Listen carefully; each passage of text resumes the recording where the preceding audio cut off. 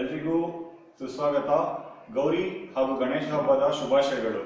ನಾನು ರಾಕೇಶ್. ನಾನು ಪ್ರಮೋದ್. ಹಿಂದಿನ ವಾರ ರಿಲೀಸ್ ಆದ ಚಲನಚಿತ್ರ ಕೆಂಡಸಂಪಿಗೆ, ಅದರ ಬಗ್ಗೆ ವಿಮರ್ಶೆ ಮಾಡಲು ನಾವಿವತ್ತು ಇಲ್ಲಿ ಸೇರಿದ್ದೇವೆ. ಚಿತ್ರದ ತಾರಾಗಣದಲ್ಲಿ ನಾಯಕ ನಟರಾಗಿ ವಿಕ್ಕಿ, ನಾಯಕಿಯಾಗಿ ಮಾನ್ವಿತಾ ಹರೀಶ್ ಹಾಗೂ ಸಹ ತಾರಾಗಣದಲ್ಲಿ ರಾಜೇಶ್ ನಟರಂಗ, ಚಂದ್ರಿಕಾ, ಪ್ರಕಾಶ್ ಬೆಳವಾಡಿ ಮತ್ತು ಇನ್ನಿತರಿದ್ದಾರೆ. ಚಿತ್ರ ನಾನು ಈ ನಡುವೆ ಕಂಡ ಚಿತ್ರದಲ್ಲಿ ಇದು ತುಂಬಾ ಅದ್ಭುತವಾಗಿ ಮೂಡಿ ಬಂದಿದೆ. ಚಲನಚಿತ್ರದ ಸಮಯ 90ರಿಂದ 96 ನಿಮಿಷಗಳು ಮಾತ್ರ ಇದೆ, ಅಷ್ಟು ಮಾತ್ರ ಇದೆ. ಆದ್ರೂ ತುಂಬಾ ಚೆನ್ನಾಗಿ ಕತೆ ಎಳೆಯನ್ನ ಸರಳವಾಗಿ ತುಂಬಾ ಚೆನ್ನಾಗಿ ತಗೊಂಡೋಗಿದ್ದಾರೆ ಈ ಚಿತ್ರದಲ್ಲಿ ಸೂರ್ಯ ಅವರು. ಕಡ್ಡಿ ಪುಡಿ ಸೋತ್ ಮೇಲೆ ಸೂರ್ಯ ಅವರು ಆಲ್ಮೋಸ್ಟ್ ಚಿತ್ರದಿಂದ ದೂರ ಉಳಿದಿದ್ರು and yes come with a bang. Yes, ಚಿತ್ರ ಬಹಳ ಚೆನ್ನಾಗಿ ಮೂಡಿ ಬಂದಿದೆ. ಎಲ್ಲ ಬಹುತೇಕ ಎಲ್ಲ ಹೊಸಬರೇ ಇದ್ದಾರೆ ಚಿತ್ರದಲ್ಲಿ. ಸೂರಿ ಸ್ಕ್ರೀನ್ ಪ್ಲೇ, ನಿರ್ದೇಶನ ಎಲ್ಲವೂ ತುಂಬಾ ಚೆನ್ನಾಗಿ ಮೂಡಿ ಬಂದಿದೆ. Coming to music, Harikrishna music ಕೊಟ್ಟಿದ್ದಾರೆ. ಸಾಹಿತ್ಯ ಬಂದು ಜಯತ್ ಕಾಯ್ಕಿಣಿ, ಯೋಗರಾಜ್ ಭಟ್. ಎರಡು ಹಾಡು ತುಂಬಾನೇ ಹಿಟ್ ಆಗಿದೆ ಆಲ್ರೆಡಿ. ನೆನಪಿನಂತೆ ಮಲ್ಲಿಗೆ ಹಾಡು ತುಂಬಾ ಸೂಪರ್ ಹಿಟ್ ಆಗಿದೆ. ಲಿರಿಕ್ಸ್ ತುಂಬಾ ಚೆನ್ನಾಗಿ ಬಂದಿದ್ದಾರೆ ಜಯತ್ ಕಾಯ್ಕಿಣಿ ಅವರು. ಇತ್ತೀಚಿನ ದಿನಗಳಲ್ಲಿ ಒಂಥರ trend setting song.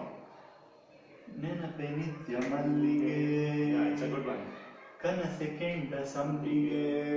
Awesome song. Lyrics ಮಾತ್ರ ತುಂಬಾ ಕತೆಗೆ ಪೂರಕವಾಗಿ ಬರೆದಿದ್ದಾರೆ ಜಯಂತ್ ಕಾಯ್ಕಿಣಿ ಅವರು. ಆಮೇಲೆ ಅನಗತ್ಯವಾಗಿ ಎಲ್ಲೂ ಹಾಡ್ನ ಹಾಕಲು ಪ್ರಯತ್ನ ಮಾಡಿಲ್ಲ. ಈವನ್ ಛಾಯಾಗ್ರಹಣ ಕೂಡ ತುಂಬಾ ಚೆನ್ನಾಗಿ ತಗೊಂಡಿದ್ದಾರೆ. ಛಾಯಾಗ್ರಹಣ ಬಂದು ಸತ್ಯ ಹೆಗಡೆ ಅವರು. ಮುಂದಿನ ಹಿಂದಿನ ಸಿನಿಮಾಗಳಲ್ಲಿ ತುಂಬಾ ಚೆನ್ನಾಗಿ ಅವರ ಇದನ್ನು ತೋರಿಸಿದ್ದಾರೆ.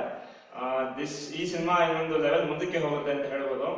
Almost all the aerial shots ತುಂಬಾ ಚೆನ್ನಾಗಿ ಬಂದಿದೆ. ಡ್ರೋನ್ಸ್ ಯೂಸ್ ಮಾಡಿ ಏರಿಯಲ್ ಶಾರ್ಟ್ಸ್ ನ ತುಂಬಾ ಚೆನ್ನಾಗಿ ತೋರಿಸಿದ್ದಾರೆ. ಎಲ್ಲಾ ಕರ್ನಾಟಕದ ದೊಡ್ಡ ದೊಡ್ಡ ನಗರಗಳನ್ನ ಆ ಕತೆ ಮುಂದುವರಿತಾ ಇದ್ದಂಗೆ ಎಲ್ಲೂ ಅನಗತ್ಯವಾಗಿ ನಗರಗಳನ್ನ ತೋರ್ಸಕ್ಕೋಸ್ಕರ ಶೂಟ್ ಮಾಡ್ದಂಗೆ ಅನ್ಸಿಲ್ಲ.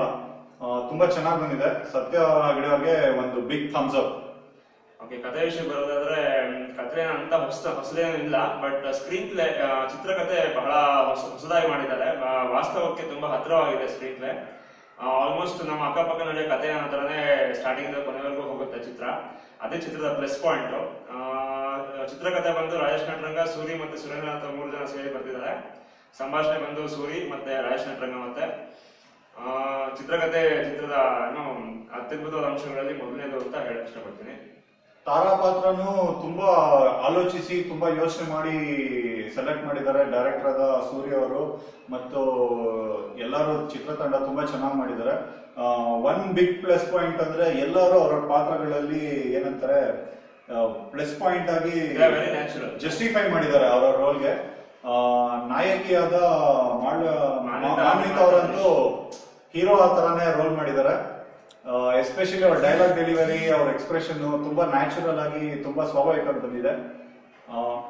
ಇತ್ತೀಚಿನ ದಿನಗಳಲ್ಲಿ ಕನ್ನಡ ಚಿತ್ರರಂಗದಲ್ಲಿ ರಂಗಿತರಂಗ ಆದ್ಮೇಲೆ ಒಂದು ಹೊಸ ಟ್ರೆಂಡೇ ಸೆಟ್ ಆಗ್ತದೆ ಅಂತ ಹೇಳ್ಬೋದು.